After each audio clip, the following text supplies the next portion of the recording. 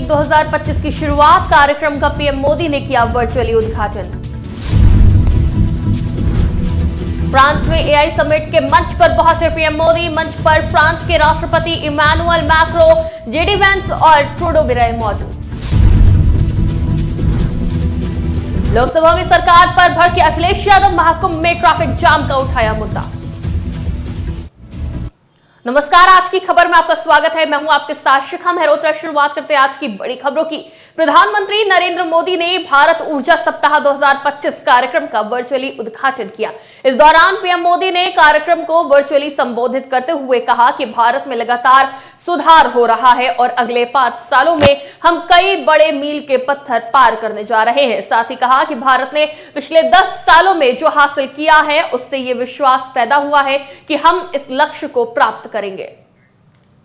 विकसित भारत के लिए अगले 2 दशक बहुत अहम है और इसमें आने वाले 5 साल में हम अनेक बड़े पड़ाव पार करने वाले हैं। हमारे बहुत सारे एनर्जी गोल्स 2030 की डेडलाइन के हिसाब से अलाइन किए गए हैं। विकसित फ्रेंड। पीएम मोदी के फ्रांस दौरे का दूसरा दिन है। इस दौरान पीएम पेरिस में एआई समिट में शामिल हुए, जहां उन्होंने कहा एआई इस सदी के लिए मानवता के कोड लिख रहा है। इसमें दुनिया बदलने की ताकत है। यह समाज सुरक्षा के लिए जरूरी है। यह दिखाता है कि एआई का पॉजिटिव पोटेंशियल असाधारण है। Friend, AI is already reshaping our polity, our economy, our security, and even our society.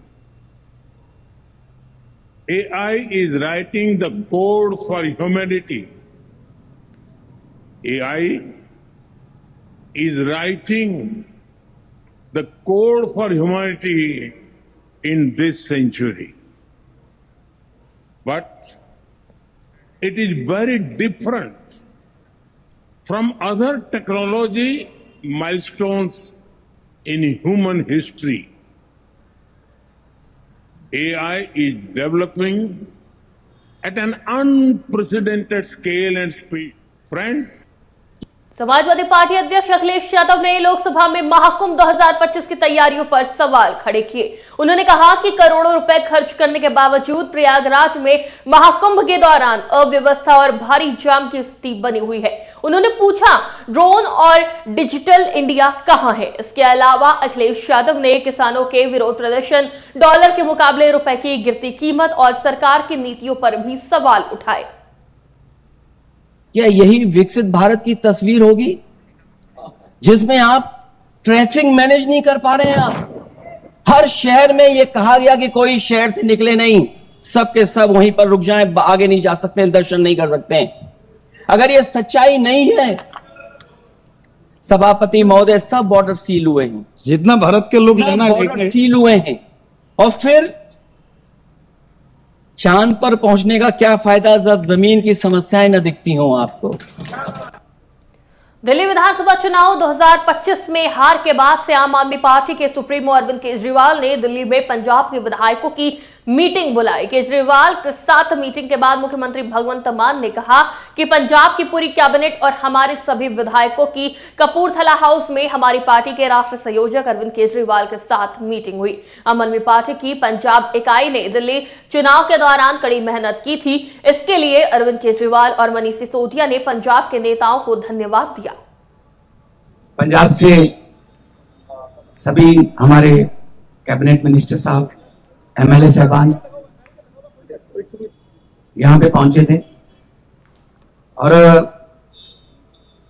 हमारे पार्टी के नेशनल कन्वीनर अरविंद केजरीवाल जी आए थे, क्योंकि पंजाब के इन सभी हमारे साथियों ने बहुत मेहनत की दिल्ली की गलियों में। तो एक तो इनका धन्यवाद, बहुत अच्छे से चुनाव लड़ा, इनका शुक्रिया अदा किया गया, क्योंकि बिल्कुल ग्राउंड लेवल पे आई कांटेक्ट लोगों के साथ इन लोगों का ही था। तो सबको, चाहे वो पर्दे के पीछे रहा चाहे पर्दे पे रहा, सबका धन्यवाद नेशनल कन्वीनर अरविंद केजरीवाल जी की तरफ से, मनीष सिसोदिया जी की तरफ।